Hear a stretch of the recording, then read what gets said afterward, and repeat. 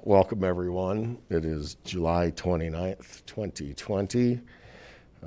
We are here for the Executive Committee meeting. I understand we have some members that need to participate by phone. Ms. Pastucia and Mr. Rosenbaum. By rule, I think we need a motion to approve, and that would require unanimous consent. Motion made by Mr. Salzer, second by Mr. Fennell. Do we have audio? Can we hear those guys? Yep. Okay. Any questions about what we're doing? Two by phone. All those in favor, please say aye. Aye. Any opposed? Same sign. Thank you, and I would be recorded as an aye as well. Thank you. Welcome, Mr. Rosenbaum, and welcome, Ms. Pastucia. Thank you. Thank you.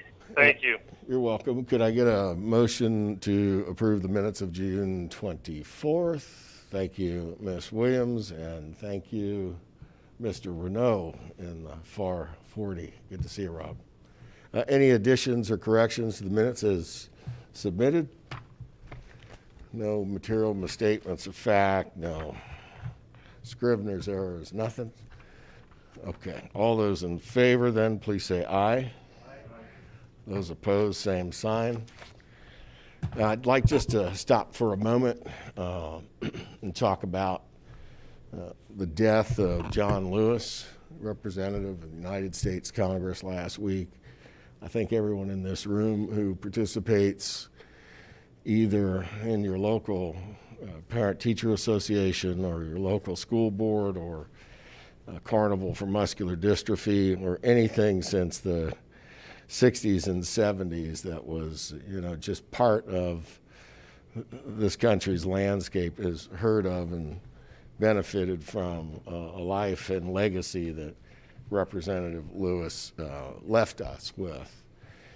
And while I was born in 1960 and don't remember the Voters' Rights Act of 1965, certainly I remember Dr. Martin Luther King and that group of six early civil rights leaders who have become synonymous with the movement in this country that created the 64, 68, 72 Civil Rights Act, plus a whole lot since then. In his passing, of course, in the context of the great story in America now about equal justice and social equity, and is justice colorblind?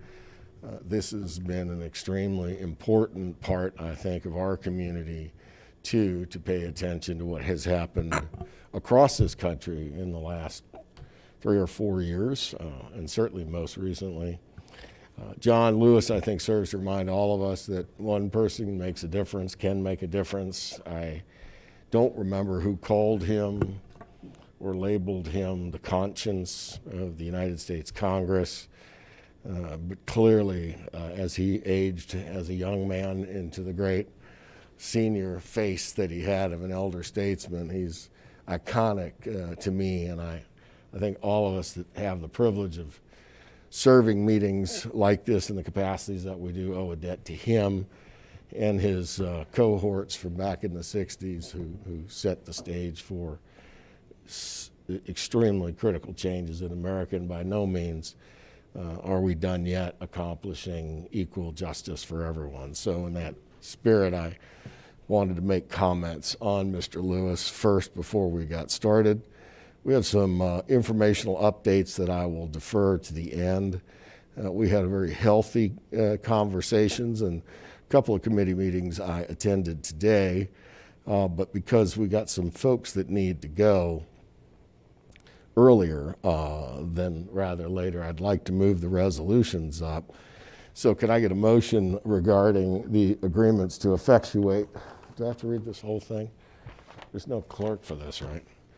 Effectuate a steam bag stabilization project on a portion of Dry Run Creek in West Peoria must be written by counsel for the applicant. It's got a lot of words. Mr. Dillon on the motion to approve, and a second from Mr. Fennell. Mr. Sorrell. All right, thank you, Mr. Chairman. Just for the record show, in case they want to be recognized, I'd like to let the committee know that The other partners in this project, which we talked to you about as an informational item a month ago, and both this committee and Infrastructure Committee are present today. Brian Johnson and his team from the Sanitary District are here. Chris Coulter and his team from PDC Services Inc. are here. And Chris Olt of Stormy Creek LLC are also here. They're all on my left in the audience. As we talked to you about last month, this resolution would authorize the approval of 3 documents or 3 agreements. The first is an intergovernmental agreement between the county and the Sanitary Sewer District. The second is a reimbursement agreement between the county and PDC. And the third is a reimbursement agreement between the county and Stormy Creek LLC. Mr. Johnson was nice enough to provide a handout to you, so you should all have that. It's on ledger-sized paper. The key components of the 3 agreements, first, name the county as the lead agency in the initial project financer. It also designates the county as the applicant for an Illinois EPA Section 319 grant that will reimburse the county for 60% of the final cost post-construction. It obligates the county to hold and control all the construction contracts for the work. It requires the successful award of the grant before we can commence work. And then it establishes prorational shares of the required local match between all the parties, and then obligates those parties to reimburse the county for their proportional share. I will note for the record that all the parties have continued to work and refine the agreements. The ones that are in your packets, there will be some minor modifications that council needs to review, because we just got those this morning, that will be included in the packet for the full county board meeting. My initial glance at them, they don't appear to be material, but I'll let council review those and whatnot. But at the end of the day, the resolution that you're considering today authorizes the county board chairman to execute those agreements with the approval of the state's attorney's office. While the final agreements might be tweaked a little bit more, what you're really voting on is the authorization for Chairman Rand to sign those once they are finalized. So with that, Mr. Chairman, I'm happy to answer any questions. I know Mr. Dillon may want to make some remarks, and obviously we've got our guests in the audience as well. Thank you. Well done, Scott. Mr. Dillon?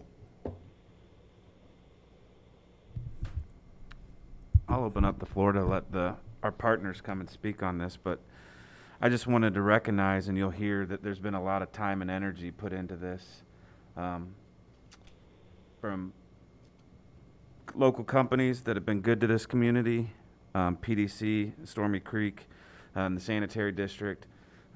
This not only affects, even though it's in my district, the watershed touches about almost everybody's county board districts, except some northern parts that represent part of the city's watershed. And the historic rain that we had just a few weeks ago, this creek filled up and it was almost out of its banks within a matter of hours. All these gentlemen were down there assessing the situation. So thanks to PDC, Chris Burke Engineering, they got together with the Sanitary District, contacted us about applying as a lead agency for a grant, which is the way this should work, with cooperation of government to help these individuals make it more sustainable, help Sanitary District take money and use it towards other projects. So really this came together. Multiple people have been down there to tour it. I know Amy's been involved, the city of West Peoria. City of Peoria also submitted approval letters. Also affects a water district that potentially might have to be their main one of their pumps is right down in there. And if nobody's ever seen this creek, it can fill up in a matter of time and be pretty damaging. And this is one of PDC's main facilities. It's one of Mr. Oll's main facilities. So there's 2 businesses right there that this, I think, is a win-win. And there's significant investment on their part that is going to be put into this too. So it's not 100% government funded. These 2 private entities and a public entity are still going to have quite a bit of dollars that are invested back into the community. So I'll let them talk. They've done all the work, and asked the county to get involved as a lead agency, and I think this is a good example of government doing what it should do. Thank you, Mr. Let's see, where's our microphone, Scott? The CEO of the Sanitary District is recognized. Welcome, Thank you, Brian. Mr. Chairman. I just wanted to take a quick moment to thank the county and Mr. Sorrell and everyone here today just for your assistance in this project. I know I speak for the rest of the parties when I say thank you, and we appreciate the support to help us fix our infrastructure in that area, as well as protect valuable property in that area for them. So I appreciate it. Thank you. Thank you. Brian, a lot of people asked the question when you were appointed some years ago, how is a lawyer going to head that important sanitary sewer district up? And it turns out very well. So thank you for your leadership, and I know you have been working with many governmental units to resolve problems in a creative and responsible way, so thank you. Mr. Coulter, welcome. Are you your representative today, or shall I call on the noble Mr. McGinnis? I got it, Mr. McGinnis's approval, which means he must have got that from my father's approval. So, but thank you, Chairman Rand, and thank you, Mr. Dillon, for your comments, Mr. Sorrell as well, and just echo what Mr. Johnson said for the Greater Peoria Sanitary District. This creek has been a problem. There was a project back in the mid-'90s to repair the gabion baskets that protect Mr. Oll's property as well as PDC's property. Anyway, there's been failures due to the wet spring we had in 2019. Our company has spent already about $200,000 to $300,000 repairing, fortifying the gabion baskets that protect the compressed natural gas fueling station that we have at our property.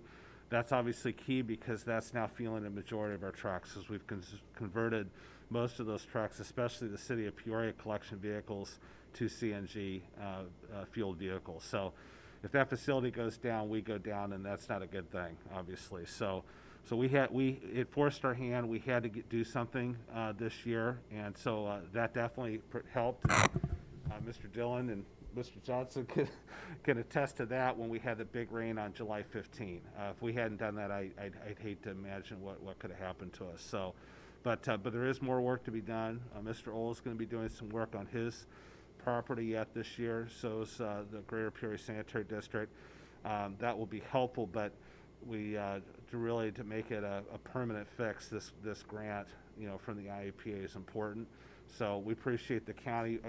This engineering firm that we hired out of Rosemont, Illinois, Christopher Burke Engineering, has said that the best way to guarantee success to get the grant is if you have a governmental body like the county that takes the lead on it. And so that's the reason why, we've come to you, to help. That you own the bridge that crosses Swords Avenue. That really is where the project will start. So you do have a little bit of skin in the game, but nothing like what PDC or Stormy Creek or GPSD has. So anyway, thank you for your consideration of this. I think Mr. Johnson gave a great kind of a summary, of what's going on. And then you should also have a copy of the application that'll be filed by the end of this week. So, and then the board will be voting. The board will need to vote on all this at its August 13 meeting.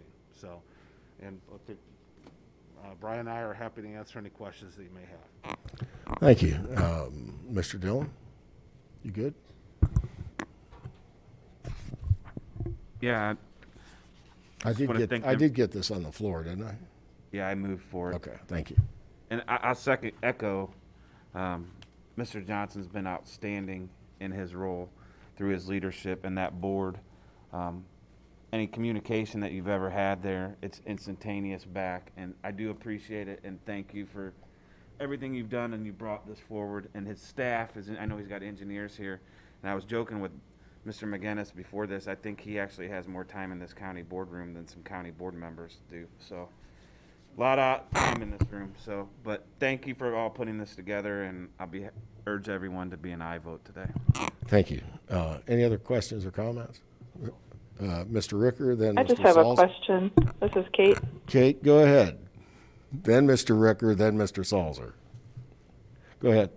Is the creek, is this downstream from where Horseshoe Bottoms is? No, it is, Horseshoe Bottoms is actually, would be in the floodway, not the floodplain, the floodway of Kickapoo Creek. Dry Run Creek is upstream of that point on Kickapoo Creek. Oh, okay. Okay. All right. Just curious. I'm trying to orient myself here. Any more questions, or are you good, Ms. Pastuccia? I am good. Thank you. Mr. Ricker, then Mr. Salzer. Yeah, and again, I haven't had time to study this, but I've looked into it, and I guess my question is, it's a stabilization by tidal project, and as Mr. Dillon has commented, when we get a heavy rain, this channel immediately fills with water, and it's a main channel for water. Is this stabilization one that we are comfortable that will give us a long-term support? Or is there more that we should be looking at from a standpoint of how do we manage the water flow in that area? I know it's West Peoria and there's other involved, but it's kind of a bigger question. But I'm sure you've looked at it. Maybe there's some comments you can make about, the considerations you've had to come up to this proposal with the engineering firm as to this being a solution. Because we had baskets there before that were there for a while and then they've eventually eroded. Just give us some confidence that this is a good path. So, for this specific location on Dry Run Creek, I know from the sanitary district perspective, we've had problems with erosion all up and down that creek. For example, last year we did, right under Farmington Road Bridge, did a stabilization project and pipe protection program just like we're doing here. In the short term, we're actually going to go out and do a temporary fix in the next few months to this. We just want to make sure our infrastructure is protected now. I know Stormy Creek is going to do some similar work. So for this location, the solution that's been developed here, at least initially, would have new gabion baskets along one side, and then Stormy Creek side may end up being a sloped 2-to-1 grade, which is actually a nice solution on his property because he has the land to do that. So that a sloped solution like that actually gives more room for the water to go to. So this should be sufficient for this area. PDC didn't have a lot of land on their side, so the gabion basket solution helps them a lot in just saving land. And then, Chris, you can correct me if I'm wrong, but on your side, he does have the land to make it so that it's a nice sloped area so that more water can go in that for permanency. But let me talk to Steve. The real problem is upstream. This water is coming from Sheridan Road, central Peoria. People don't realize, you see houses and businesses, but underneath there are numerous concrete water courses there and creeks hidden, and the water comes from Peoria. And it's really too late by the time it hits down at PDC. It's coming 2-3 miles up, and just as a citywide problem, I know the city really needs to address the stormwater problem within the city, and they've started to do that. But that's where the problem is. It's up in the city. I appreciate that, and it's not something that you can solve overnight, but it's longer term, it's probably a discussion, and I know the city's got that on their docket. It's not an easy one, but we need to address the situation that we have at hand with a solution that we are all comfortable is a good, viable solution to get us X number of years out until we can come up with maybe a better water handling system with all the storm water. Is that kind of a fair way? Yeah, no, I think it is, Mr. Ricker, and I will tell you, I mean, the reason why we had to jump on this, PDC had to jump on this, and because of the threat that was going to have to the compressed natural gas facility. I mean, that property is flooded over the years, you know what I mean, but we've been able to recover. But now that we've got that infrastructure in place, you know, we can't afford not to have that thing go down. And so the thing is this Christopher Burke Engineering firm that we hired, I mean, they're kind of, this is their niche, this is their specialty, and this Jed Anderson, who we've retained, you know, a lot of experience with these type of projects up in Chicago and the Chicago suburbs, and so I think everybody, we had a meeting yesterday at GPSD, Stormy Creek PDC, and he was kind of going through, you know what I mean? I mean, he's making some additional tweaks, you know, to the application, making sure that we've got enough money, you know what I mean, in there, just, you know, just in case we didn't cover something. So we at least, we feel really confident that we've got the right firm that's going to put the design for all the parties together, you know what I mean, so we don't have to deal with this for a long, long time. Thank you. Mr. Salzer. Phil, is your mic on? I was just going to speak to the fact that Mr. McGinnis is right. This is part of the water that flows from the central part of the city. You know, they're around Peoria High School.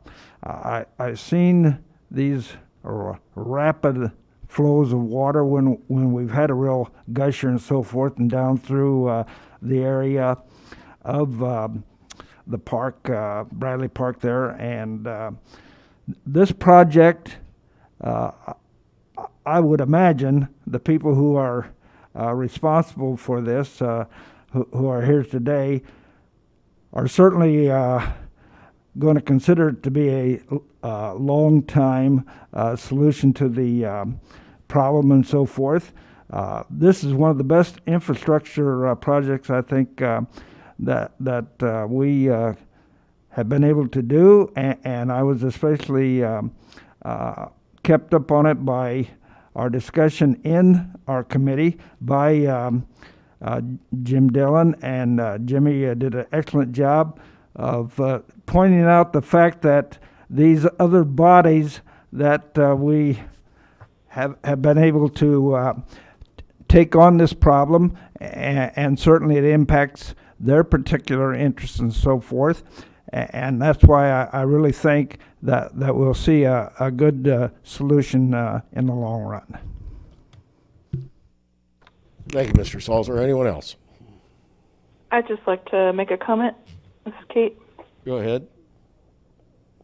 I think I'm going to be supporting this. I think it's a good project, and I think it protects the erosion, which is the immediate problem for PDC. But to what you mentioned, Steve, the larger problem is that our water coming off of the higher areas of our city is going so fast into these creeks, and it seems like they just keep getting faster and faster, and the larger problem does need to be addressed, between the city, the parks, and everyone involved who has large quantities of land. But slowing down that water will do a lot to solve situations like this from occurring again. I know that we have this problem in Springdale Creek next to us too. Thank you, Kate. All right, so I'm going to get everybody's attention. All those in favor of the resolution, please say aye. Aye. Aye. And I would also be an aye. That sounds unanimous, Madam Clerk. Thank you, everyone. Thank you, folks, for joining us today. You won't hurt our feelings if you leave. You don't have to stay because you got to win. Good to see you, Mr. McGinnis. I'm glad Mr. Dillon was able to make you laugh. I've never been able to accomplish that in 30 years. He's a giggler, isn't he? Okay, next item.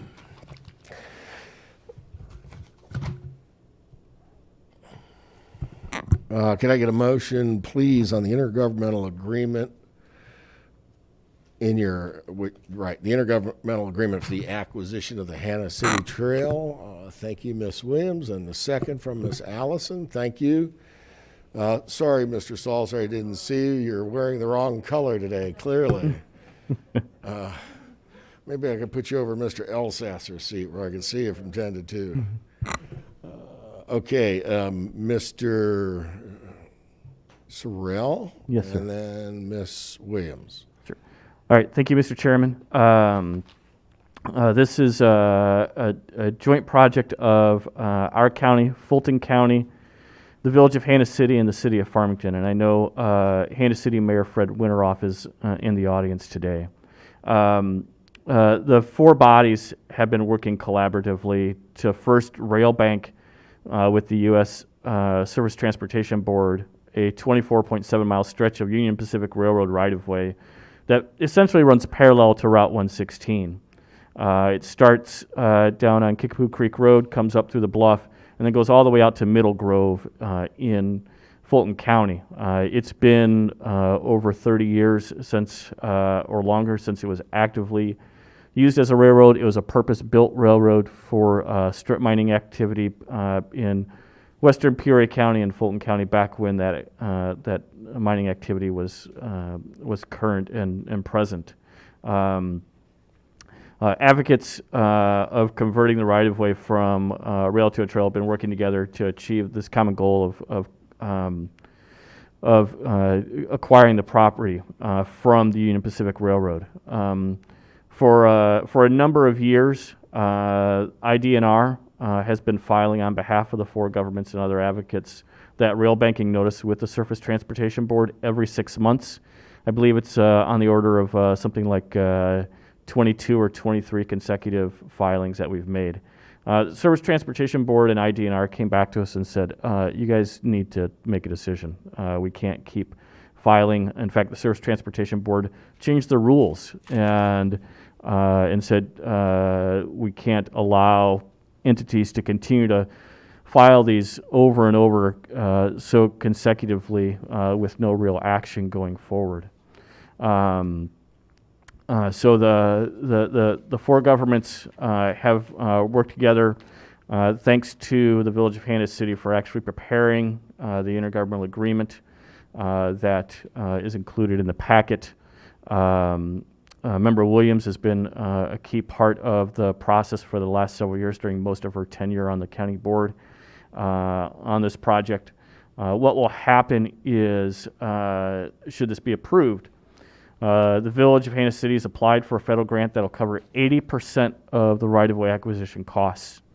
The remaining 20% is a required local match.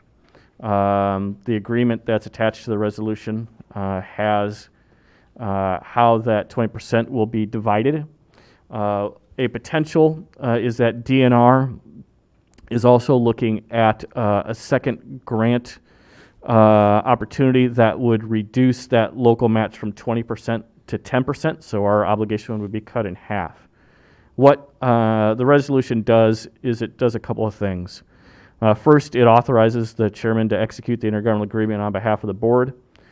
Second, it appoints Member Williams as our representative on a commission that is going to be created, and that commission will be something to akin to Friends of Rock Island Trail, except that they would actually become the owner of the trail. IDNR actually owns the Rock Island Trail, but in this case, IDNR has made it explicitly clear for a number of years that they would not be in the ownership business. Third, it appropriates from the County State Capital Improvement Fund, which is the Keystone Fund, a pledge of up to $175,000 as our commitment to the project. That is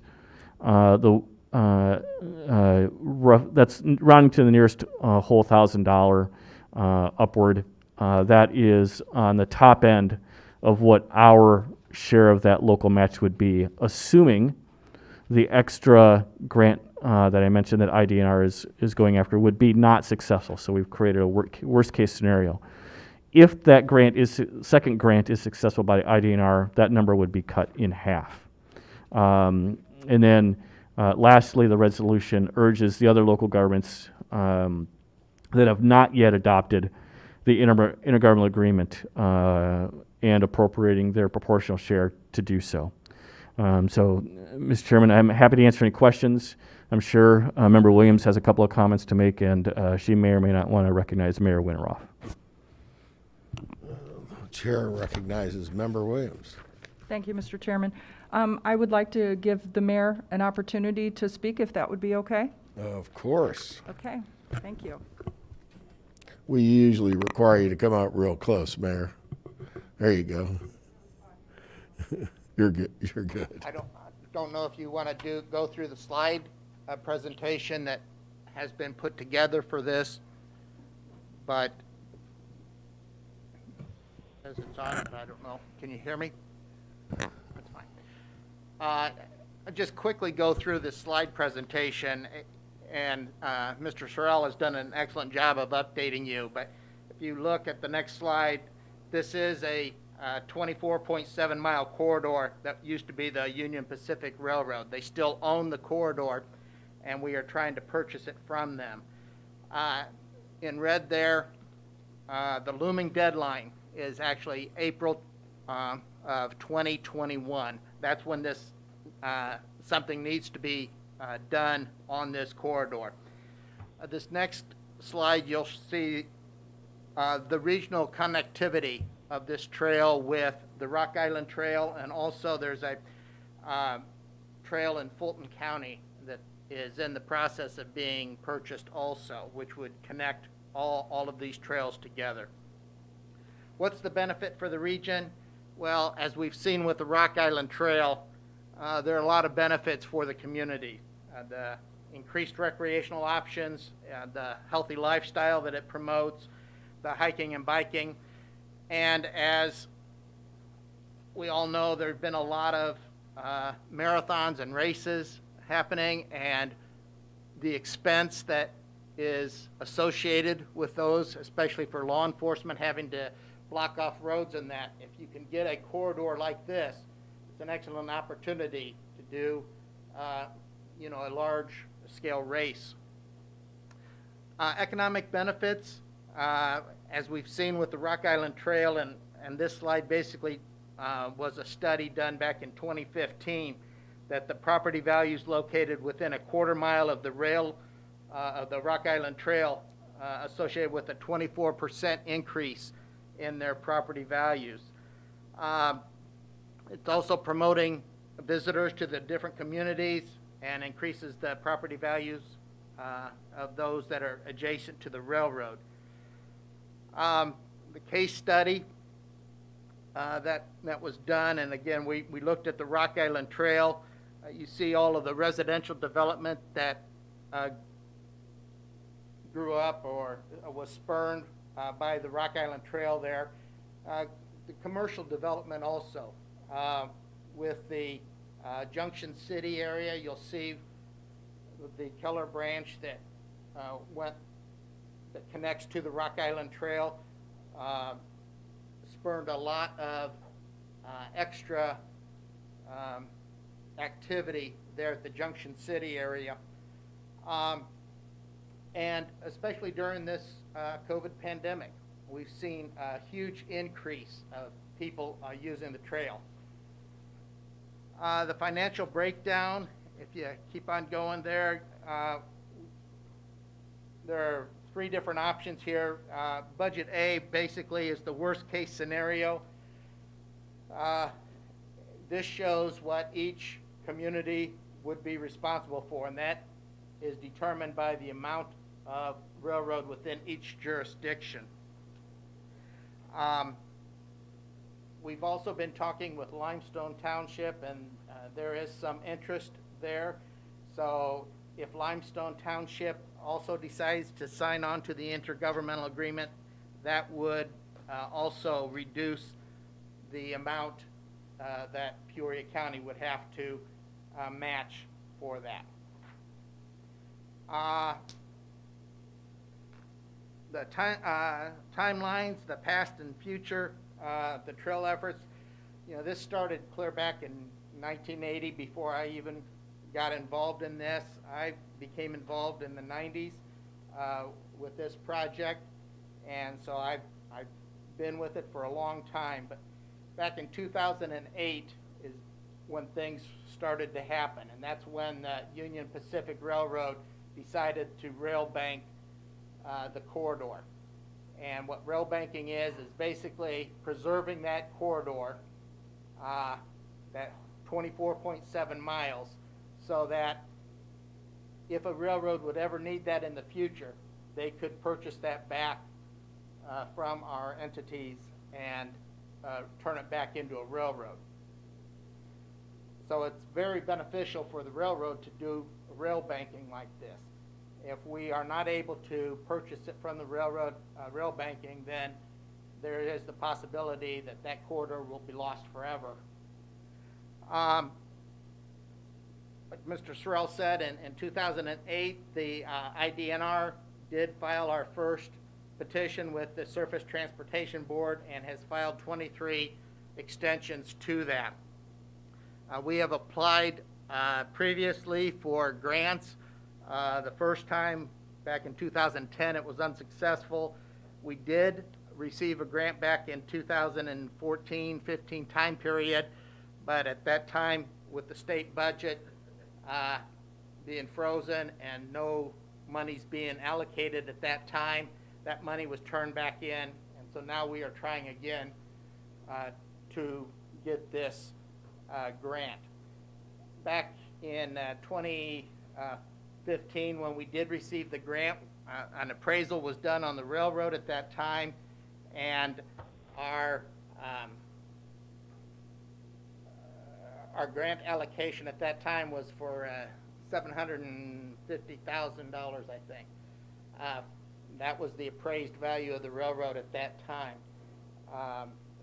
This time, the appraisal was over $2 million.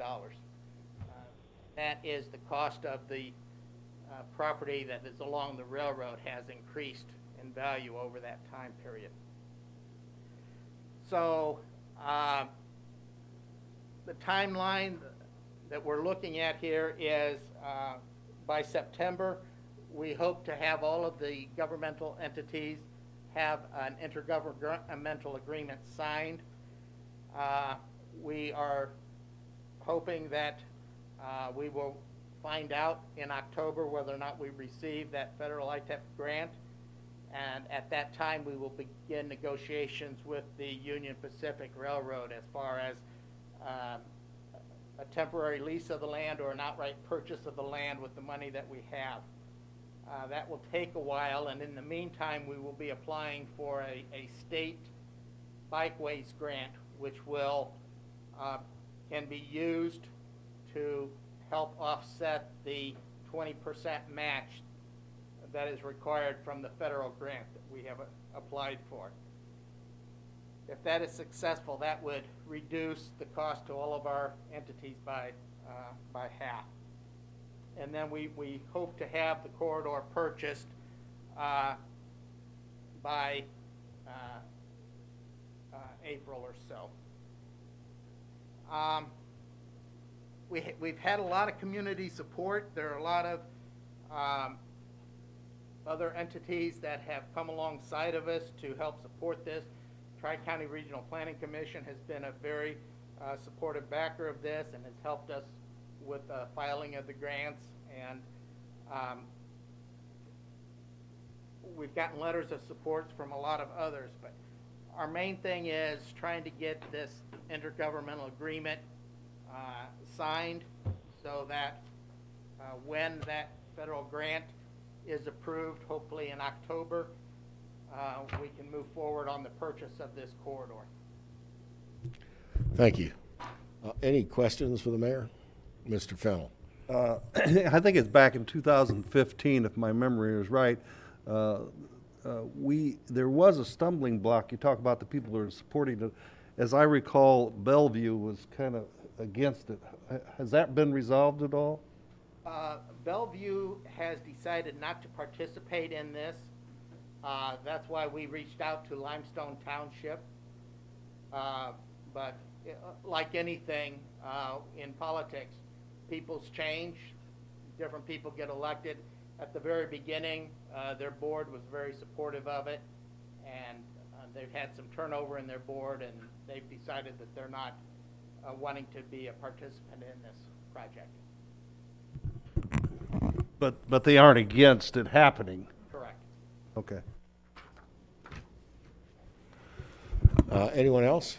So back to Ms. Williams. I think this has been a topic you and I have shared. Yeah, thank you, Mr. Chairman. This is a project that I've been pretty passionate about for quite some time. I actually started working on this when I came on the county board about 8 years ago. I was really sad that we weren't able to work out that grant that we did receive several years ago. Really was hoping that would happen. There's also some other things in the works. There's some talk of some public-private partnerships that could potentially happen, which could help with lower our amount that we may be putting into this project. But like he said, we have to get this grant. But we did have a meeting several months ago with the IDNR director, Colleen Callahan, and she has stressed some interest in, obviously, as you all know, she's from Peoria County, so she has stressed some interest in this project. So I hope that we can count on the support of my fellow county board members. I think this would be an economic boom for that area of our county. And I think it would spur a lot of growth in that area. Thanks. Thank you, Ms. Williams. Thank you, Mayor. Anyone else? Mr. Dillon. I just want to acknowledge, like they said, the mayor and Sharon has put in years, and she's not the only one that's done this. I know the mayor spoke. There's years and years of people's time and effort to make this happen and see this dream become true. So congratulations. Hopefully, fingers crossed, we're almost at the finish line, because I know Sharon's had people come to her office to talk, and it's always been a dream of, like, where are we going to find this, how this is going to happen. And by pursuing this grant actually might be the first time that this dream actually has a chance to become reality. But I would hate to see it total up the amount of hours that people have been put in over the decade plus to try to get this to happen. So I'll be a yes vote, because I know it's really important to the people in these communities and some of the county board members' districts. And I think our portion, even if we had to pay the full portion, is a small price to pay for people's health, to encourage them out to walk and bike and run, and what it will do economically for the good of these communities, to have people living in them. So I will be a yes vote, but kudos to Sharon for all the work, and kudos, Mayor, for all your work. Ms. Williams? I also would just like to mention Amy and her staff. They've been involved as well, so we appreciate their help on this project as well. Thank you, Mayor. I was just through Hannah City on Sunday and Saturday, actually, on my way to Trivoli, but I did stop, get some gas and a slice of pizza. And on my way back, I took a slower drive coming through, and I can see why you're excited about this being a little engine to drive more economic opportunity in your community, because I can see the things that have been happening in the last decade, and that much improved and much safer road going in and out to Farmington. I don't know how long that 3-lane is, but it sure feels safer to drive on too. So this must be a magical opportunity. I know you've been carrying the ball. Thank you for doing that. We're happy to help do our part tonight. So the resolution on the floor, Mr. Renaud. Just briefly, I was wanting to know if Scott could just maybe explain to maybe people who are watching. I think us spending any money right now is going to be perceived as a bad thing, especially after closing a nursing home, voting to cut the budget and furlough employees. But the fund that we're using potentially for $170,000, where that's coming from. Great question, Mr. Renaud. So the source of funds, as I said, is the County State Capital Improvement Fund. It's otherwise known as internally as the Keystone Fund. These dollars can only be used for economic development purposes. They could not be used for any other program or service that the county delivers. It comes as a result of grants we received several years ago to help Keystone Steel and Wire out when it was Keystone Steel and Wire before it became Liberty Steel last year. While it did not prevent Keystone from going into bankruptcy, they emerged from bankruptcy early stronger and paid us back in full early, and we never really had any intention of them doing so. So the caveat that we received from the state when we were granted these dollars is that it can only be used for economic development purposes, and this project meets without question the definition of an economic development project. Mr. Renaud? Then all those in favor of the resolution, please say aye. Aye. Aye. Aye. You, any opposed? Same sign? That would be unanimous. Thank you, Jan. Okay, so sorry we took a little longer. Okay. Miss Groves Allison has to move on to something else. Okay, so we're going to circle back up the agenda, and boy, I tell you, there's never a good time to talk about the Peoria Riverfront Museum without, I'm sorry, it's never a bad time. Thank you, Mr. Ritter. Well, I had phrased it with a double negative, so that is very helpful. Stop, Brain. John Morris isn't going to be alone in his enthusiastic representation of the year in review for the Peoria Riverfront Museum. He's brought a couple cohorts along, and I see the chairman of his board, a staff member, and are you the treasurer out there? Not quite? You're on, but you're in the succession plan, Mr. Coulter.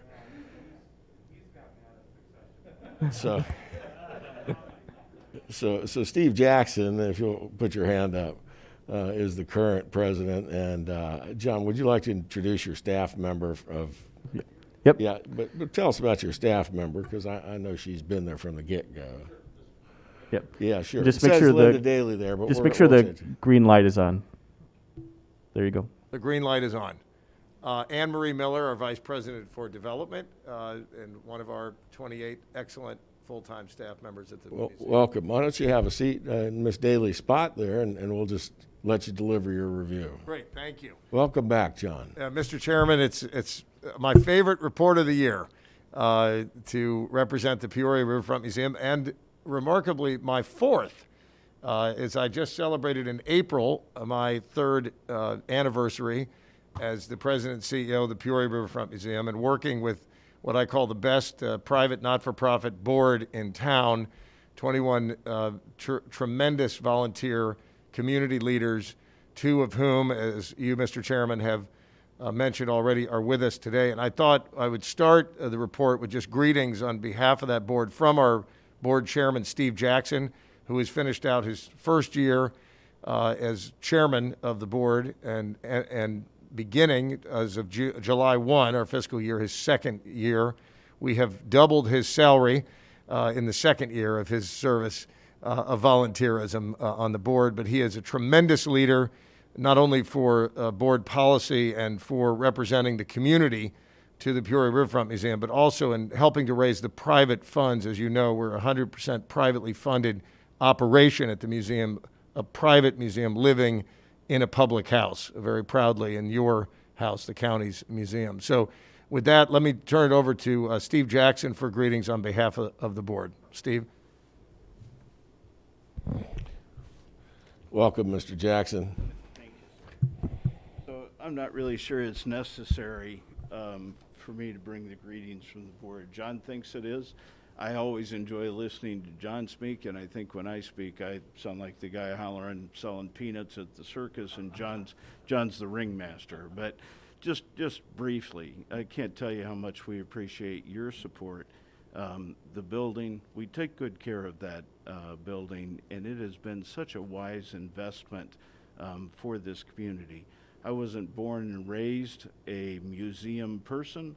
I have become a museum person. John asked me to join this board 3 years ago, and I said yes because it was John asking. I had no particular desire to do it, but once I get inside those walls and began to understand the mission of the museum and what it's in the process of becoming as a kind of a little jewel on the riverfront for this community, I am proud to be associated with it. John mentioned the board, a great group of people, and our staff members.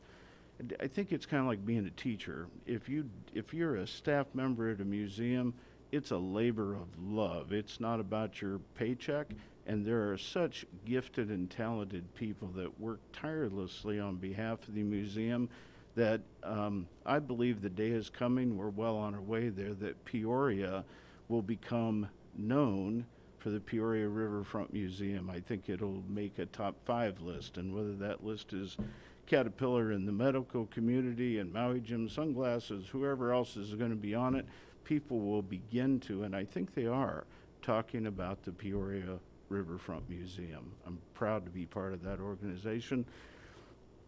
And I want to say thank you again. I very much appreciate the time today. And then John can tell you some meat and potato things, and he'll do it with a better flair than I would. So thank you very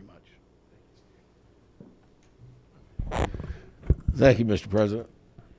Mr. Chairman, you've already mentioned, but Chris Coulter, who's the chair of the nominating committee, the board nominates its own members from among the ranks of the diverse ranks of our community. And Chris is with us, and I just greatly appreciate our board, our separately managed 501c3 foundation board. We have roughly $10 million. It's dipped and then come back up, as so many investment portfolios have, in that foundation, which is critical to supplying 5% of a 5-year rolling average comes off of that, helping to support our roughly $4.5 million operating budget at the museum each year. We raise a lot of money from the community.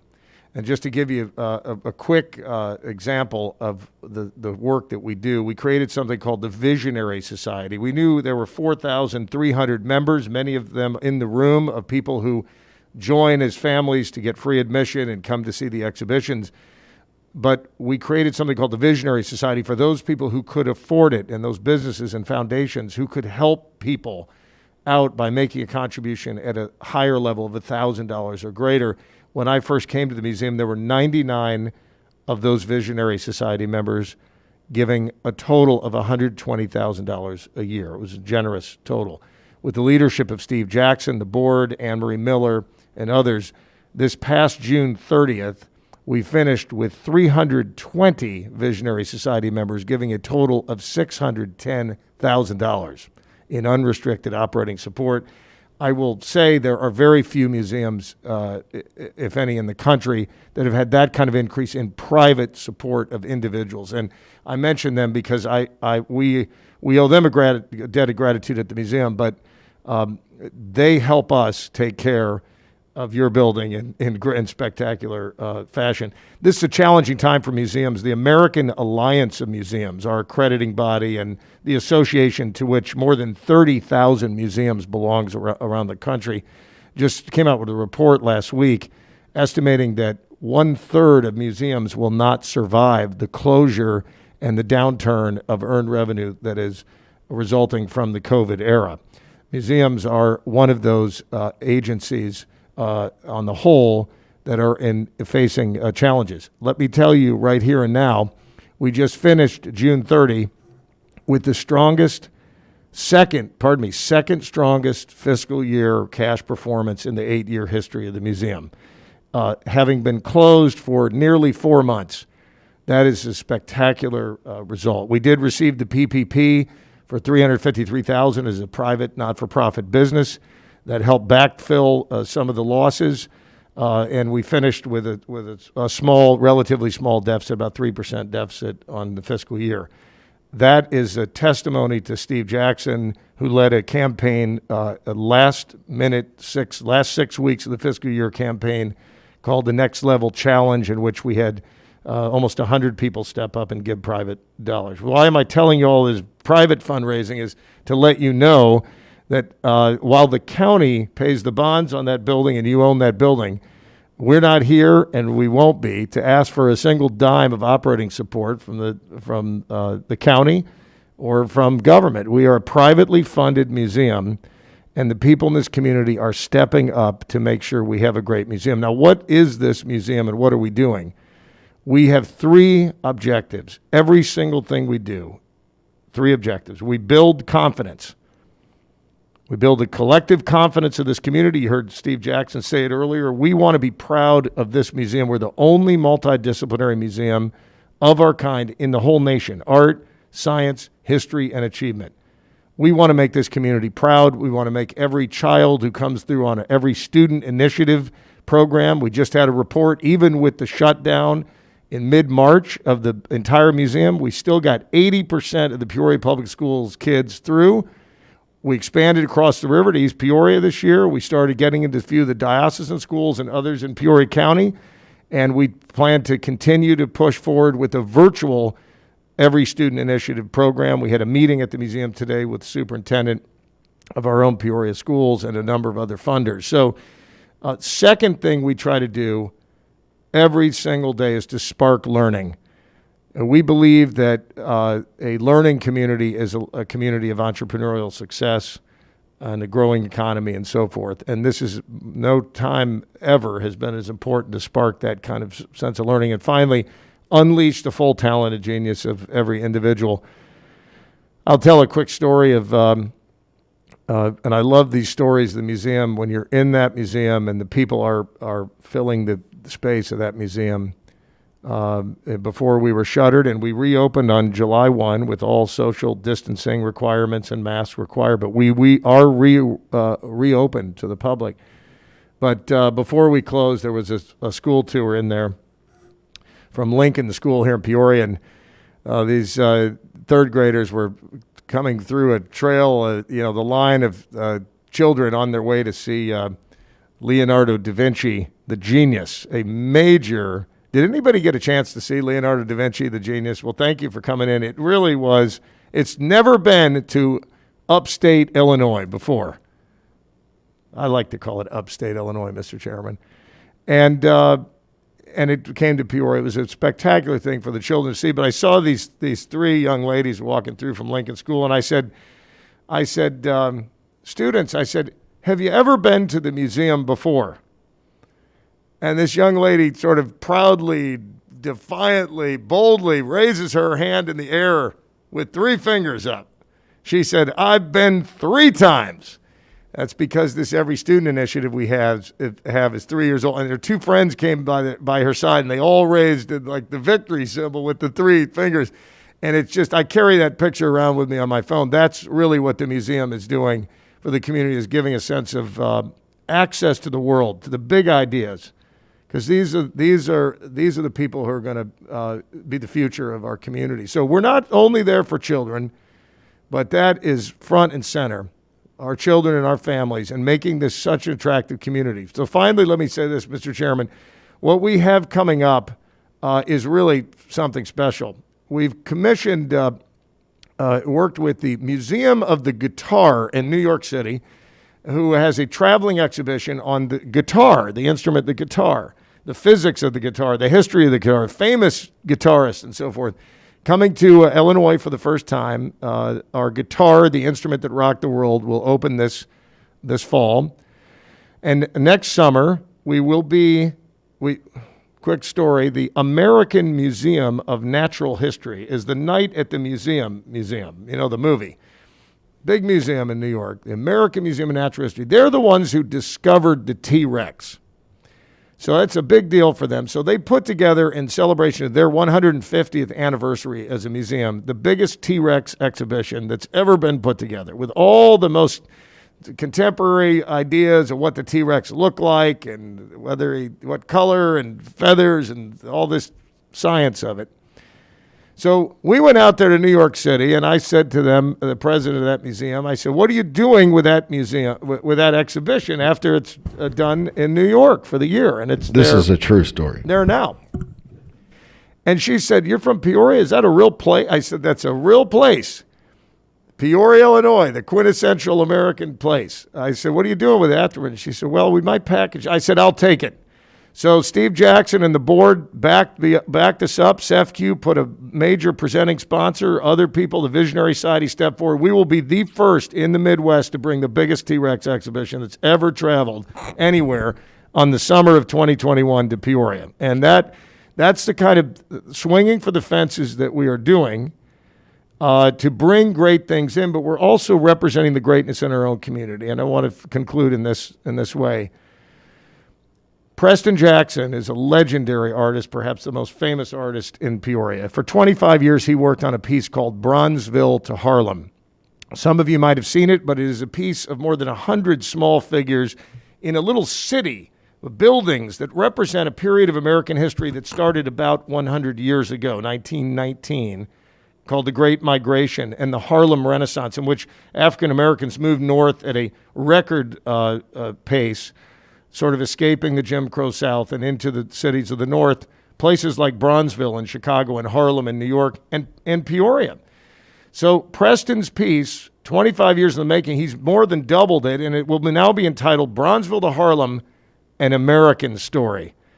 And it will be permanently installed in one of the galleries of the Peoria Riverfront Museum for all families and all of our children to see and experience a very upward lifting, optimistic piece that comes to us from 100-year-old history, but relevant. We've been working on this for more than a year and a half with Preston, and so we believe the time is right and very good to bring Bronzeville to Harlem. And this fall, this will open. So many more good things to come, including Ken Burns, the documentarian's private quilt collection. He's one of the best quilt collectors in America. He's made Civil War and jazz and baseball and national parks and so forth on television. You've seen him, but he loves American quilts. We're going to bring his private collection of quilts, pardon me, coming up. So there's a lot happening, and I'll stop there.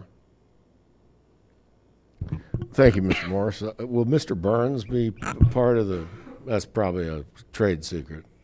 Well, we are working with another not-for-profit organization in town with whom he is familiar, and our goal, I get choked up when talking to the county board. It's a very emotional thing for me. That was meant to elicit some humor, but it did not. You can't tell that we're...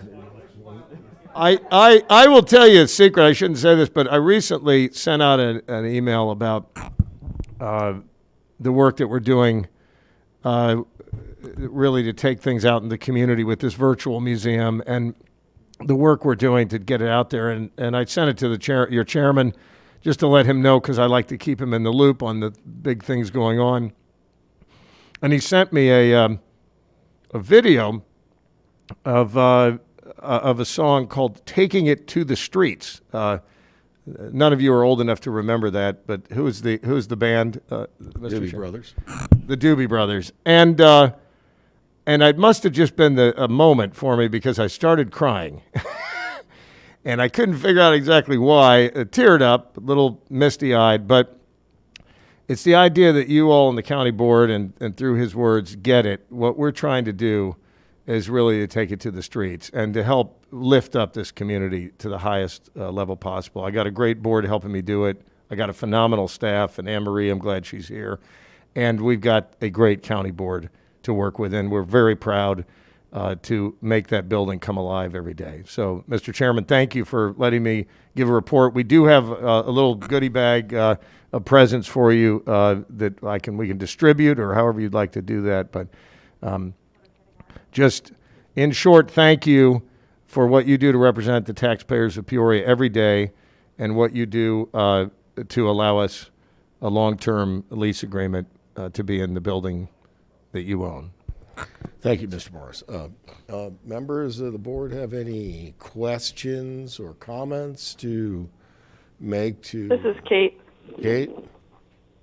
I should ask you Hi, first. I just want to thank John Morris for his passion for museums. I know I've shared some of the museums that I've gone to with him. In fact, I'm such a museum nerd. I sent him a PowerPoint presentation about a museum in Baltimore that I went to, and he's given me some recommendations for museums to go to when I travel. And it's one of the things through this lockdown and stay-at-home situation that I miss the most is museums. So I really appreciate that our museum is still there for us. So thank you for everything that you do, John.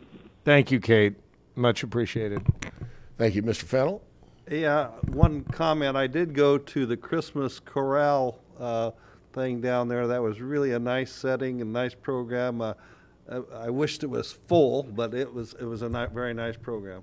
Well, Joe Henry does such a wonderful job, and I'm sorry I wasn't able to attend that one myself as I had a conflict, but really enjoyed working with Joe Henry and the Peoria Area Civic Corral, and hopefully we'll be able to do that again on the other side of these current events. So, thank you.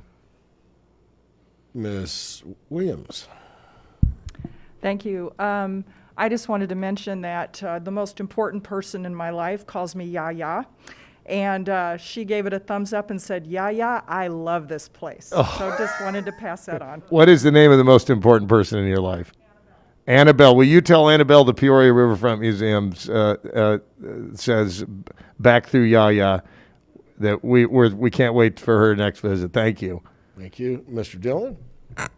Since we're piling on accolades, I better throw some more on here. But thank you, Jimmy. It's too easy when you open up the paper or even at the news at night to see somebody negative comment or social media negative comment about the place that we live, which I think this is the best place on earth. And it always cheers me up to see Mr. Morris, and I've always said it every time that he comes here, is that Peoria has no greater cheerleader than Mr. John Morris.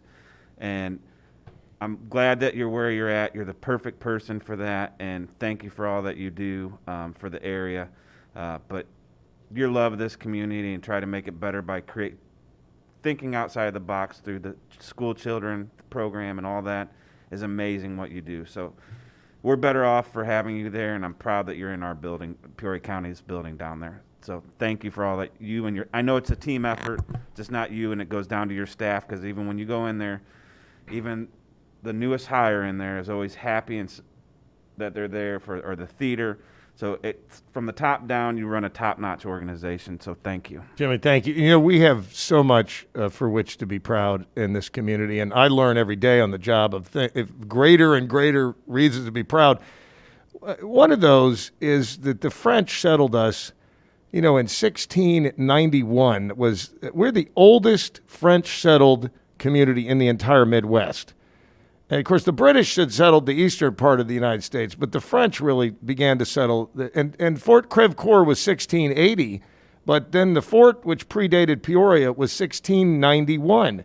So I contact the Consul General of France in Chicago. He's one of the offices of the French embassy. And I invite him down to the museum. I said, we're the oldest French-settled community. He said, oh, really? So he came down, and he went to the museum. He fell in love with it. And we had him back again. We've had him twice, and he understands that we're proud of our history in Peoria. So he texted me like 3 weeks ago and said that the ambassador of France was in Chicago. And, of course, the ambassador is mostly in Washington, D.C., and he informed the ambassador of this oldest French settlement in the Midwest in Peoria, Illinois. And the ambassador met with the governor, and he says to the governor, you must be very proud to have Peoria, the oldest French settled community. And the governor said, yes, of course.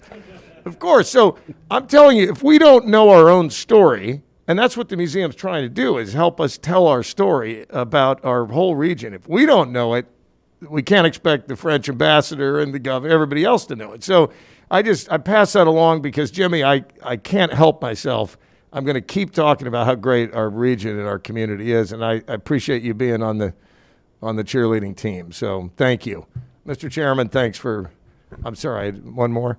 It's Ms. Relaford.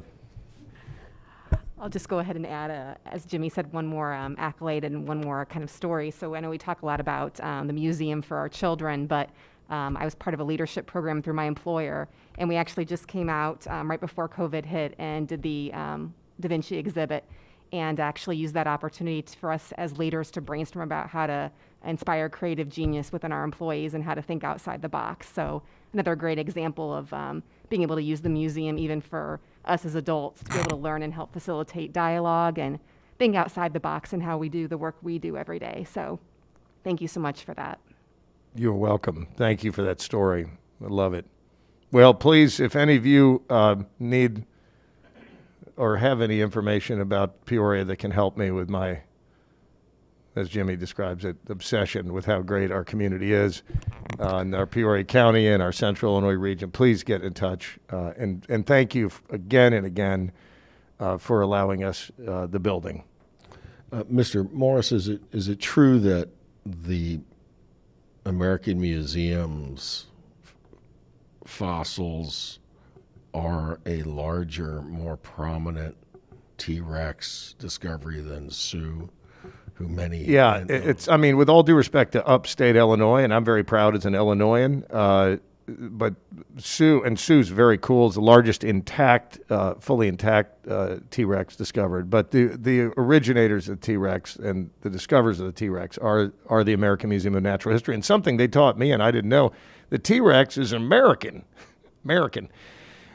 T-Rex is the fossilized bones of the T-Rex have only been discovered in the U.S. and a little bit into Canada, in North America. So in that respect, geologically and geographically speaking, T-Rex is our dinosaur. So I don't know if there's a little kid in Peoria that'll stay away, and I hope they don't. But I think it's going to be a matter of pride to bring such a big exhibition here next summer, and it is going to be fun. So stay tuned. Thank you so much for all you do, Steve, your team. You're wonderful, and I just look forward to this every year, and I look forward to the opening of the guitar, too. Thank you. I know that'll be super cool. Thank you again. Thank you all. I don't believe we have sort of a receive and file or anything on that report like they do at City Council. That was a presentation by the Peoria Riverfront Museum. So, are there any items, Scott, to discuss under item 3, the informationals? I'll just say I'll take any questions the committee has, Mr. Chairman. Okay. Would there be any questions from Mr. Sorrell on Springdale, the loan reports, or HO? Okay.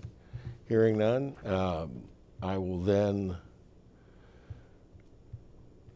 go to the discussion on the intergovernmental agreement and charter, like Metro Peoria is a charter, establishing a countywide joint committee on racial justice and equity, and the prospective amendment to any county board rules to recognize said committee. Probably the best way to begin this, what the heck is this all about, is to tell you a story about what happened to me on an email 8 or 10 weeks ago, it seems like. Mayor Artis asked if I would join him and some other community leaders on a conference call about the recent tension in the city of Peoria, which was largely politely described as a civil disobedience in the politest of terms, riot, small riot in the worst of terms. But went on for perhaps 2, 3, 4 days, so to some extent largely disorganized, to other extent organized, as they have made some arrests and indictments, I think, over at the federal building regarding some of those organizers, and then, of course, apprehended some folks who were involved in the destruction of personal or private property.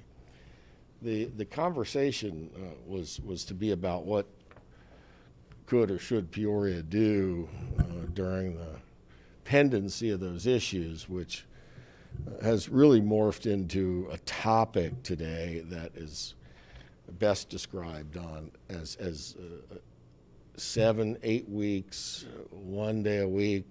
Is that about right? Is that how long I'm doing this? Well, we're a coalition on racial justice and social equity. That's sort of a loose, ad hoc, totally informal, no imprimatur, nothing official, no federal tax ID number, no incorporated charter, anything. It's a conversation between about 30 people, and I want to tell you who they are.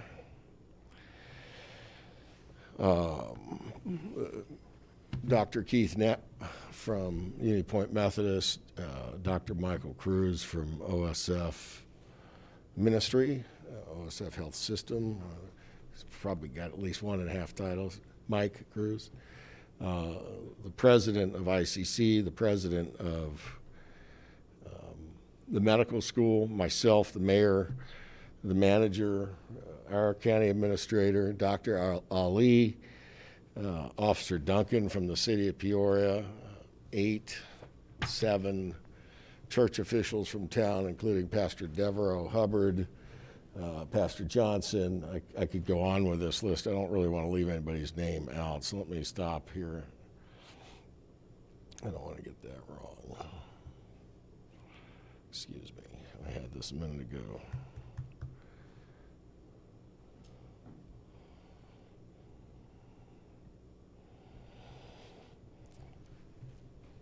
Carl Cannon, Coach Wardell of Bradley, Dr. Karat from Peoria Public Schools, Senator Kaler.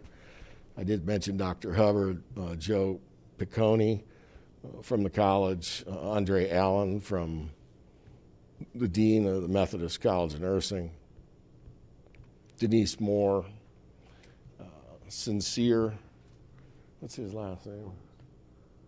Williams. Thank you. Sincere Williams, a youngster from Richwoods High School, Pastor Hightower from the NAACP, Henry Vickery, of course from Caterpillar, Representative Gordon Booth, Representative Ryan Spain, the athletic director for Bradley, Dr. Reynolds, and that is the group. And what we have done is spent a fair amount of time trying to figure out how to create and empower a commission, a local commission on social justice and racial equity, highlighting clearly a locally empowered organization of people who want to work harder on not only just leveling the playing field, but working to underwrite efforts to eliminate the systemic racism that exists in many of our institutions, whether they be government, banking, neighborhoods, housing. The list is as long as any professional assembly of businesses that the federal code has, like Business ICC Code number 4. So that's the groundwork of what the coalition is involved in. And what we're trying to do is go out of business this month of August, and that's our sole purpose.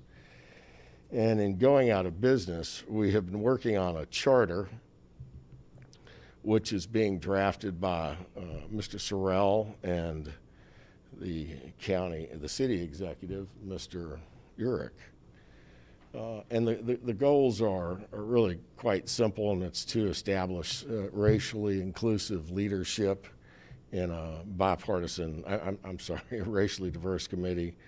And there are about 8 or 9 key areas, I think, right now to be addressed, to promote focused discussions on racial equality, to create a strategic plan in the community around racial justice and equity, and then focused work groups on areas that advance pro-equity policies and procedures and systems, not just in justice, housing, economic, but jobs, child care, youth development, health and human services, technology, mobility, transportation, local environment and the climate, and of course to deliver reports on their progress to the bodies that empower them.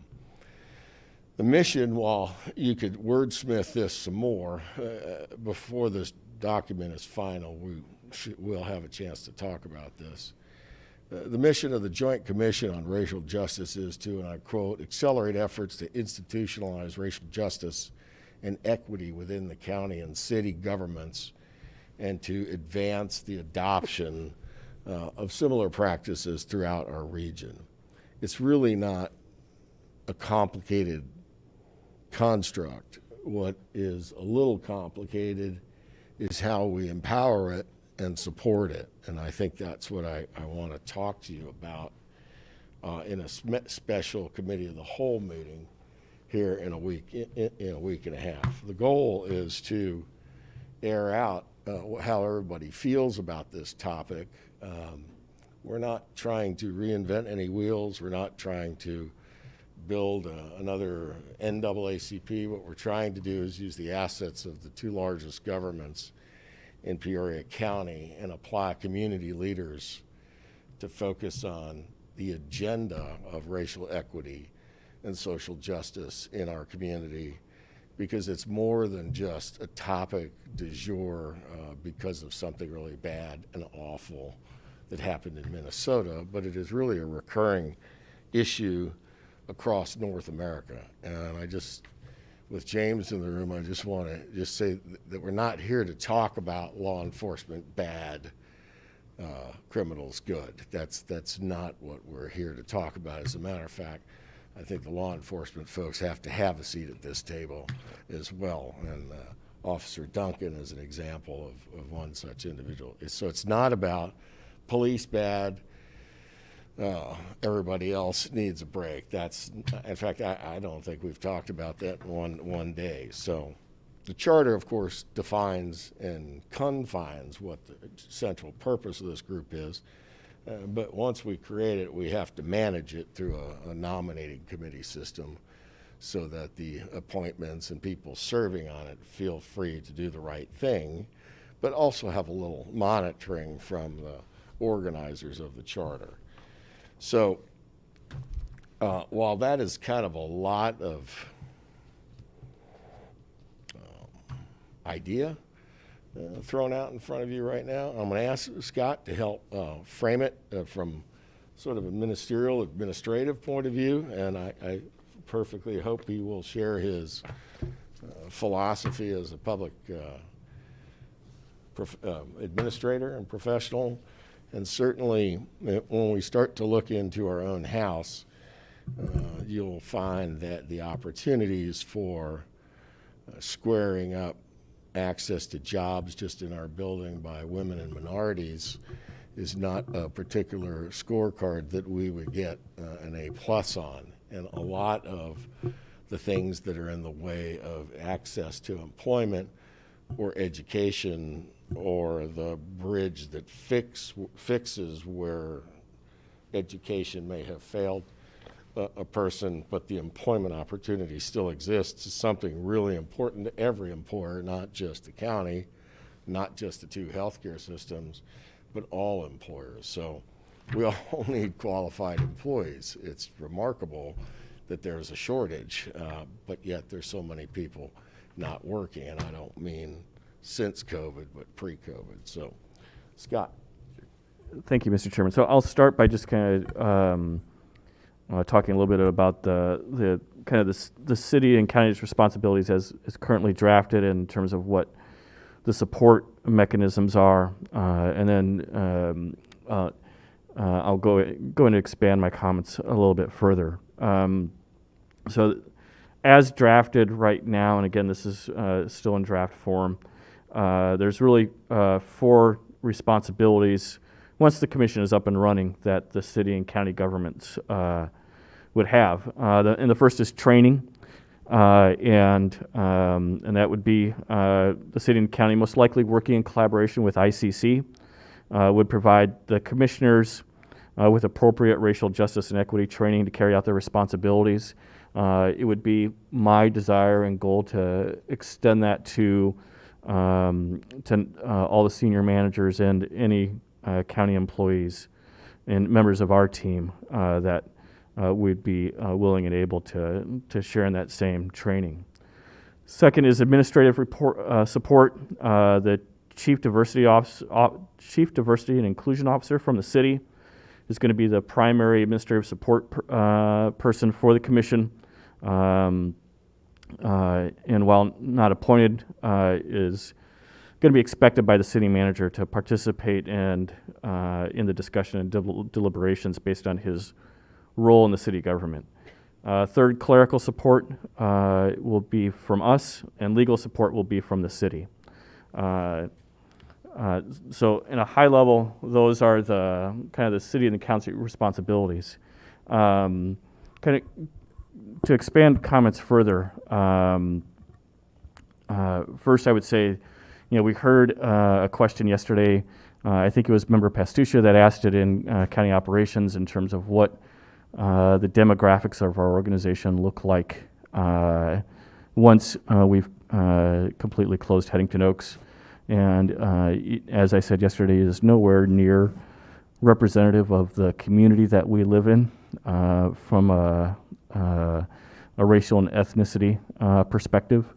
We're pretty diverse when it comes to gender, but in terms of race and equity, we're not good at representing the composition of our community. And that's largely because the overwhelming majority of our minority team members who were employees at Headington Oaks. And now that we've closed that, and we're, just as a side note, we're down to one resident at this point. The majority of our staff there has been let go and has ideally found employment in other sectors of the healthcare community here in town. Additionally, I would say, stepping a little bit out of my role, I'm obviously not a policymaker. I give you advice when you ask for it, and then implement whatever your decisions are. But myself, the public health administrator, the sheriff, and the chairman have been having a conversation now for a little over a year, maybe even a year and a half, about systemic. We really started talking about poverty, but when you really get down to the what it really is systemic racism and the challenges that it is and the negative impacts it's had on our community. And that is largely driven by or experienced through poverty, lack of educational achievement, lack of employment, increased crime, increased sexually transmitted infections, and a decrease in property values in significant sections of the older parts of the city of Peoria and neighboring areas that Member Williams represents. And we'd actually been talking about some solutions, and then COVID hit, and then the untimely murder of George Floyd hit, and the civil unrest that associated with it came about, and then the conversation led by Dr. Ali that Chairman Rand just summarized came about. And we have an opportunity as an organization to be a leader in this community. I think it's right time that we step up and do that. And this is a first step. I know some of you have said that you're interested in doing something just as long as it is formative and action-oriented. You don't want to see another committee created just for the sake of having a committee. Based on the discussions that I've been a party to, and I know the chairman's been a party to even more than I have been, I don't believe this commission is going to be just another committee to have for the sake of having a committee. It will be action-oriented. It will be outcome-oriented. It will be more than representative of our community. We've got it currently structured so that somewhere between half and 3/4 of the membership will be diverse from a race and ethnicity perspective, and is modeled after both what Montgomery County, Maryland has been doing for a number of years and what King County, Washington has been doing for a number of years, both with some modicum of success. And I think this creates an opportunity for the city of Peoria and the county of Peoria to start to finally affect some change in our community. Thank you, Scott. Let me just begin the end of my comments and take some feedback from y'all as you care to. There are tremendous amounts of resources being poured into and expended on problems after the fact, ex post facto. The sheriff of Peoria County is probably the leading elected official that I know along with Superintendent Guyton at the Peoria County Jail, in changing the view of what law enforcement in our housing facility out there could do to not increase the cycle or add to the cycle of recidivism and more crime and folks bouncing back into the system, but in fact changing and preparing folks before they reenter the community to be productive. I want to say law-abiding, but if you spent any time with the sheriff and Superintendent Guyton, or been to any of the graduation ceremonies, as many of us have, you'll know that he's probably the most passionate Republican Caucasian in North America today, leading the conversation about social justice and racial equity. And it begins right there in the lap of a self-described career lawman who's sort of turning the outcomes upside down on their heads in so many ways. And, you know, if you go tell him what I said tonight, he's going to just say, well, why did they cut my budget? I know what he's going to say. So, but you know that he's been to this room many, many times and talks about an institutional change of the paradigm. And that really involves way more folks than just our awesome sheriff. So the charter, while I thought we had it done, is somewhere between Patrick Urick traveling and Scott Sorrell editing, but we're kind of working on how the nominating committee here works for this thing so it self-perpetuates once we establish it. But we also want to be able to sort of shape it as well. We don't want it to run away. But we also need to be mindful of the fact that it does need to be independent of the politics. That being the politics of both the city council and the county board here. So to that end, I'd like to just take your feedback and tell you I'm going to seek enough signatures to have a committee of the whole meeting about this. We're likely going to need a much bigger room because I would like some of the community leaders who are involved in this discussion, whether it's Dr. Michael Cruz from OSF Health Systems or Dr. Knepp and Dr. Ayer from the medical school. Of course, our delightful professional Generalissimo Monica Hendrickson over there at the health department. Their board recently adopted a resolution declaring racism the root of the health crisis here in North America. And it's comprehensive, pretty plain spoken, but it's part of the community of folks having conversations about this.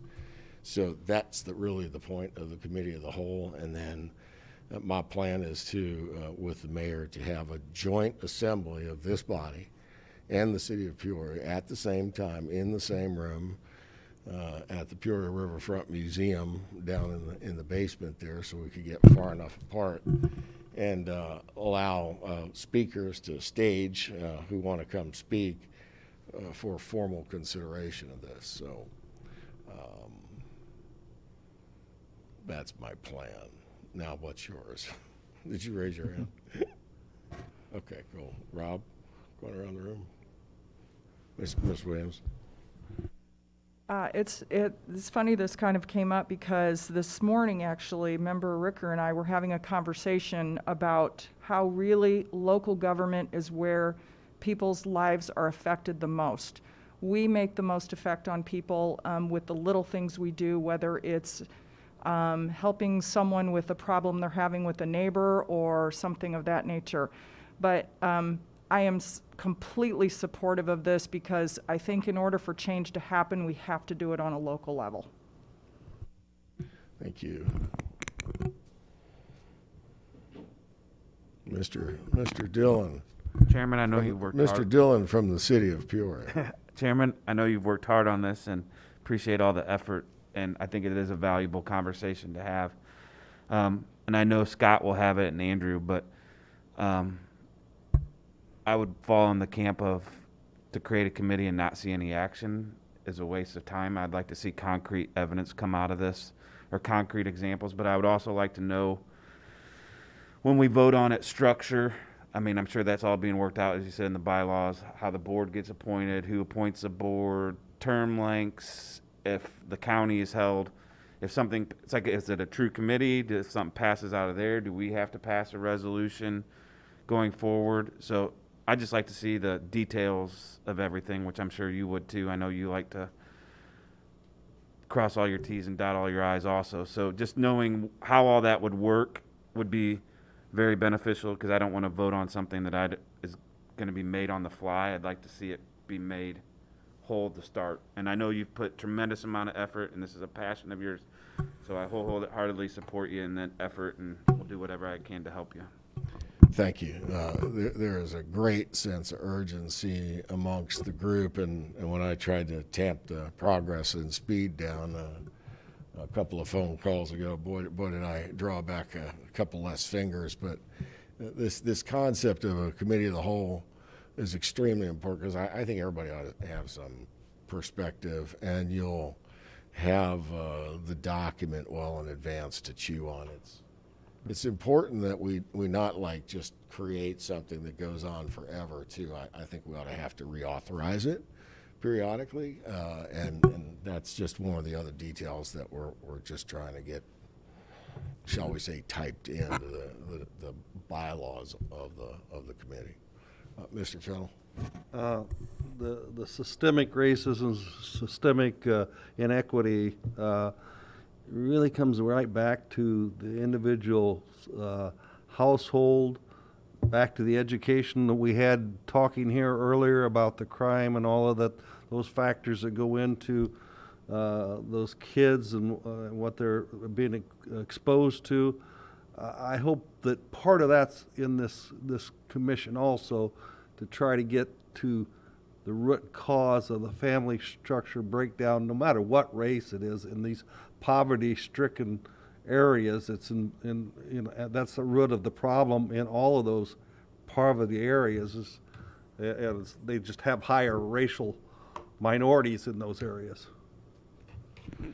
So Jim, the 8 topic subcommittees of this beast. Child and Youth Development is Committee A, so it's the first one. Economic Development and Jobs, Health and Human Service, meaning access to health and human service, Housing, Information and Technology, Justice System, Transportation and Mobility, and then Economic Development and Jobs. So it is the Group A.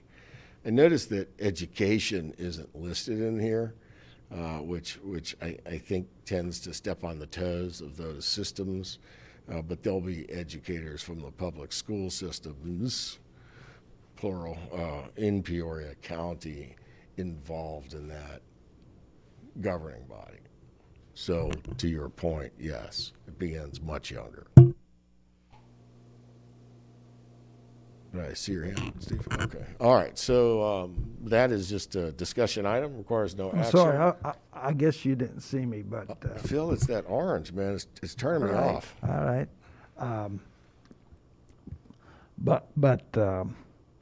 We're looking at racial justice and equity. I doubt that anybody would stand up in this room and say, I'm against that.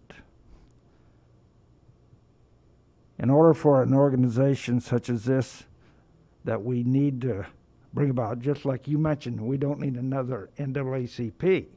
But I wonder how many people are members of the NAACP. I'm not afraid to say I've been a member of the NAACP for a number of years. You got to have money for this organization.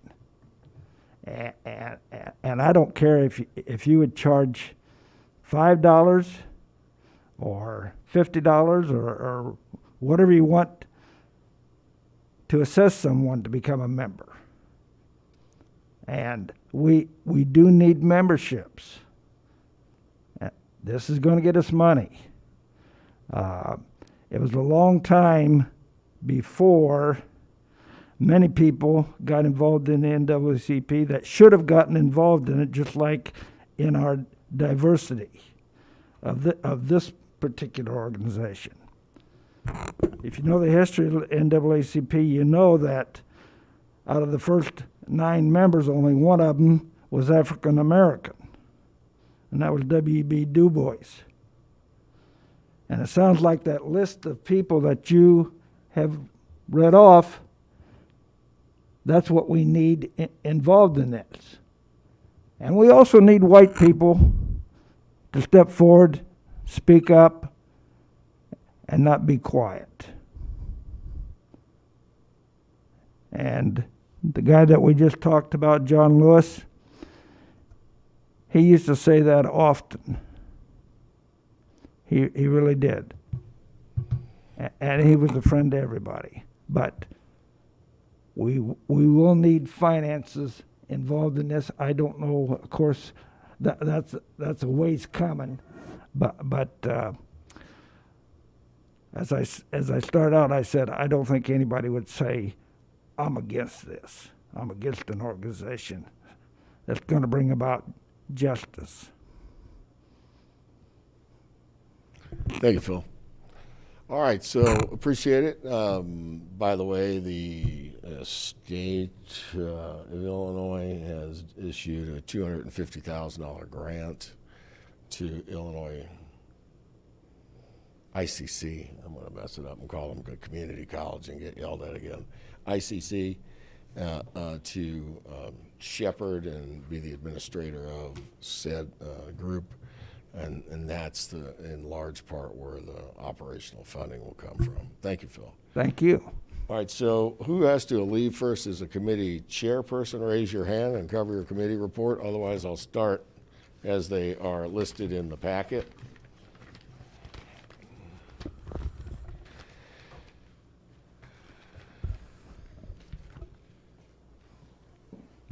Mr. Renaud.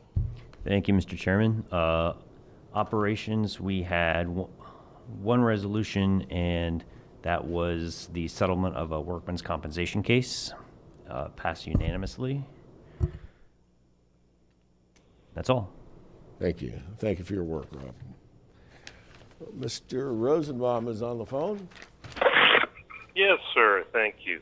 We had 3 resolutions. Rob ran the meeting for me yesterday because I wasn't able to get in, but the first one was the Illinois Law Enforcement Training and Standard Board camera grant, which was for, I believe, 34,000, 36,000, something like that. So they could buy more cameras for their squad cars. The second one was the Victim of Crimes Act grant. That was for the Children's Advocates. I think that was for 46.4, something along that line. And and the third one was the Public Defender Cost of Living Adjustment. His salary has to be 90% of the state's attorneys. It'll be $161,000, and the state requires that to happen. And I believe they pay for 60%. Is that correct, Scott? A little bit higher. They reimburse 2/3. 2/3. Okay, 66% then. So, so that's what our committee was on.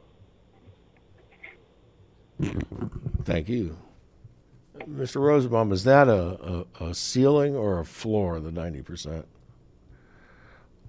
Was that? Can you say that again? I heard a little echo. Is that a ceiling, 90%, or a floor on the comparison to the state's attorney's salary?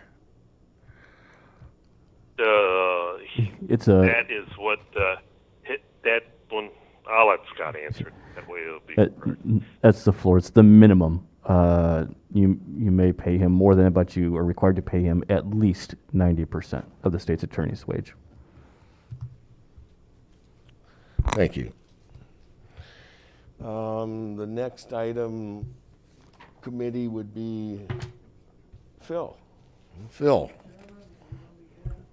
Mr. Chairman, you're going to be happy. We only got one resolution, so you don't have to listen much to me, and it involves Amy and her group back here. This is an annual maintenance project or appropriation that they have to look at in regards to all the materials for the various projects and so forth. And they'll be, of course, using the Illinois Department of Transportation motor fuel tax to purchase this. So we are allowing her to go out and get quotations for this material for these projects. That's it. Thank you, Mr. Salzer. That's record-setting time, my friend. Record-setting time. Land use, Mr. Dillon from the city of Peoria. 2 cases. First one in Mr. Elsasser's district in Edelstein. Special use to allow a lady to put a dog grooming business in an accessory structure. So this is due to COVID. She tried to do it in her house. It's going to become right. She's going to have a separate structure. There's a bunch of special use permits. It only stays with her if she would ever sell it. So it just stays with her as long as she owns it. There was a question about the sewer connection, which is going to be verified before, because that was one of the special use permits or conditions about having a sewer connection. So that was approved unanimously. And then the next one was in Member Relaford's district, which is a cell tower that's going up off of 74 Kerner Road, I believe. I was looking for Kathy, but Goes out to Kerner Road? yeah, Kerner. It's right there on the edge of the interstate and Kerner Road Bridge, I believe. Wow. Correct. And there was no objections to that tower. It's got a special use for its height and everything. So Thank you. Anything else from that committee, Mr. Dillon?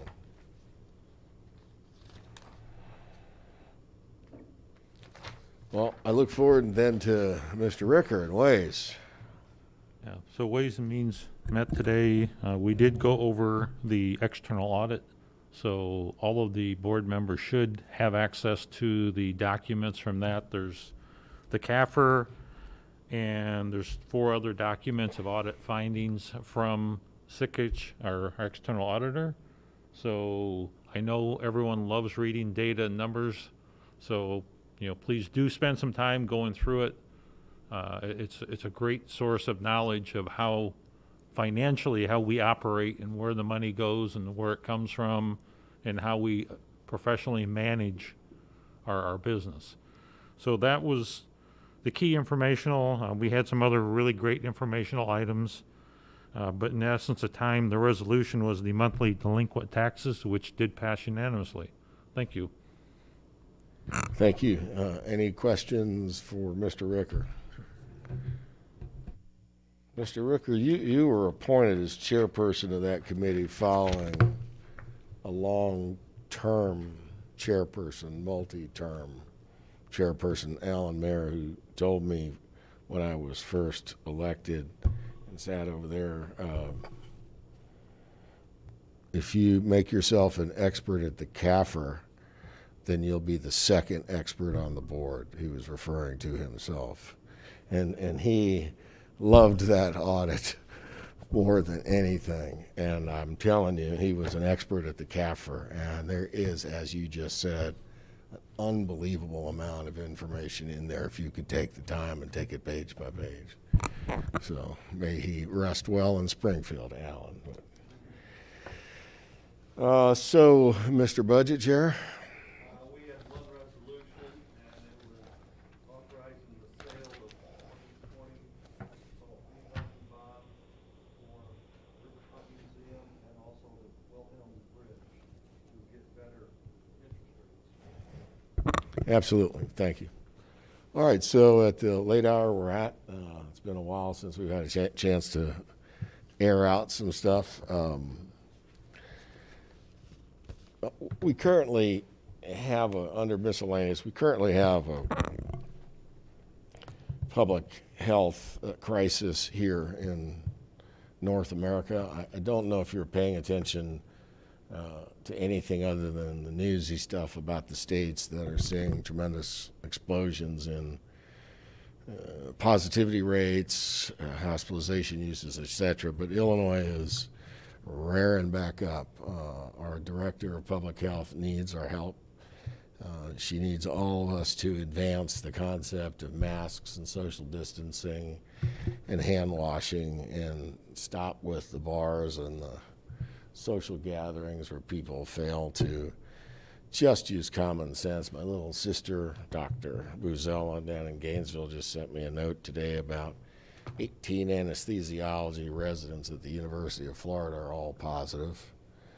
Nice incoming class of doctors. You probably don't want to put them high on your list of recruits. It just really is a mess elsewhere, and it's starting to come back in central Illinois again. Our jail is a very different story in terms of an outbreak in a congregate community like that. I'm talking about community widespread. And please, if you're paying attention, call Monica, tell her thank you, and ask her what she could do as a county board member to advance this issue, because the last thing any of us need is somebody pulling back the reins on our economy and going back to phase 3 or 2. I mean, it is really that serious. And I laugh a little bit because the Heart of Peoria plan, which didn't get adopted, had the more micro districts in the, and now we're in the very same micro district because it's a healthcare region where all the people kind of work together, the hospital systems do. So at least if a region is going to be pushed back in terms of how open it is by the governor's order, we aren't part of parts of the state that don't make any sense. So he did redefine those regions for us, much like our own little plan from a few months ago. And that's a good thing, but what's not a good thing is the positivity rate in the Tri-County area, and Peoria is just pummeling away at if you did a linear regression analysis on the slope of that line, you'd see what I mean. I mean, you got to smooth out the bumps with linear regression, so it'll show you a slope that's really bad. So that's not good news. That's not the way I wanted to end this.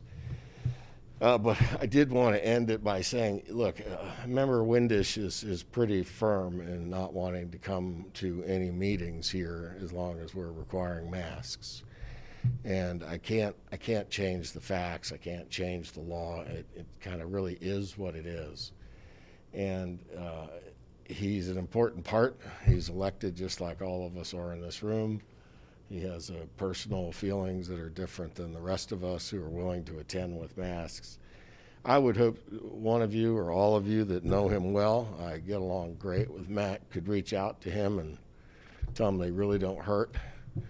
And you don't have to wear them like all day, just while you're in the building, and maybe we could nurse him back into attendance. But it breaks my heart that I can't communicate with him and win that battle, but I know one of you can. So whoever is successful at that, you'll get a free resolution and a free vote from me that I normally wouldn't give you. So, okay, just trade it on the floor. Please, let's get Matt back in the room. All right? Yes, sir. Are we still going to allow, going forward then, for county board meetings to participate via web or phone? I mean, he does still have that option. For committee, he did not choose to use that option, but correct. I knew for a while we were offering kind of a dual option of. We're working under the new rules during our county board meetings, which require you to be here. There's no telephonic exception. And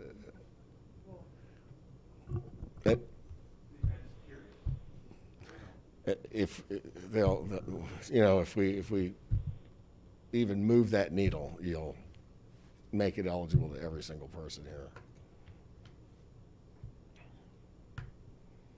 Okay, we'd be adjourned. Thank you. Thanks, Kate and Paul. I'm going to hang Paul up now. Rosenbaum.